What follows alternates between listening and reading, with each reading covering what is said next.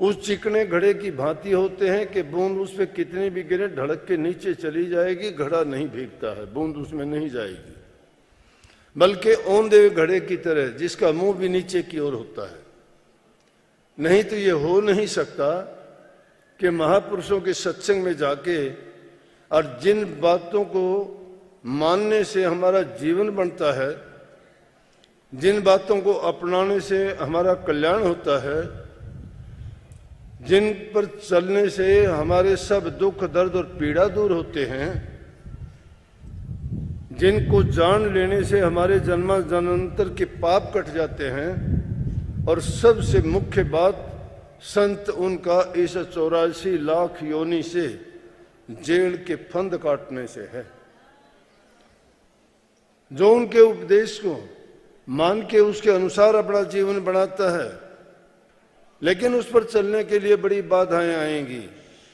सच्चे मन से जो इंसान सत्संग में मन वचन और कर्म से पवित्र बन के आके जुड़ता है, निश्चित रूप से उस इंसान का कल्याण है, कोई रोकने वाला नहीं है।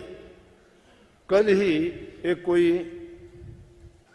YouTube के चैनल वाले थे, इंटरव्यू के लिए आए, उन्होंने मेरे से पूछा कि सत्संग में इतने लोग आते हैं लेकिन असर कितने लोगों पे होता है, वो बदल क्यों जाते हैं, कुछ दिन के बाद में उनकी भावनाएं क्यों पलट जाती हैं। कबीर साहब ने वाणी कही है कि जैसी पहले लगे ऐसी निभा दे ओढ़, अपनी तो क्या गिने उतारे पुरुष की रोड। एक बार बिरे लगती है, एक बार अनुराग होता है, एक बार इंसान को थोड़ा लगता है कि हाँ मैं इस रास्ते पे जाऊं, लेकिन किस कारण से लगता है? या तो दुनिया के दुखों को देख के वो भागता है उस ओर, या उसकी संसारिक ख्वाहिशें होती है कि मेरी वो ख्वाहिश वहां जाने से पूरी होंगी। भक्ति के लिए कोई नहीं आता। अगर भक्ति के लिए कोई संत सदगुरु के सानिध्य में, सत्संग में और उनकी शरण में जाता है, वो जीव अपना नहीं लाखों लोगों का उद्धार और कल्याण करता है। लेकिन यहां तो हालात उलट है इसके। लोग अपनी जो जरूरत है उनको पूरा करने के लिए जाते हैं।